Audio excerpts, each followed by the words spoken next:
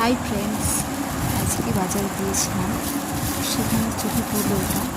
তো দেখলাম, তো ছোটোবেলাতে এটা আমরা অনেক খেয়েছিলাম, তো এখন তো আর পাওয়া যায় না। তো আজকে আমি যে দেখতে বেশ আশীর্বাদও নিলাম। আশা করি অনেকেই এটা চেনো। তো অবশ্যই কমেন্ট করো তো এটা কী, এর নাম কী। ঠিক আছে, ওকে, থ্যাংক ইউ। ভিতরে কি আছে?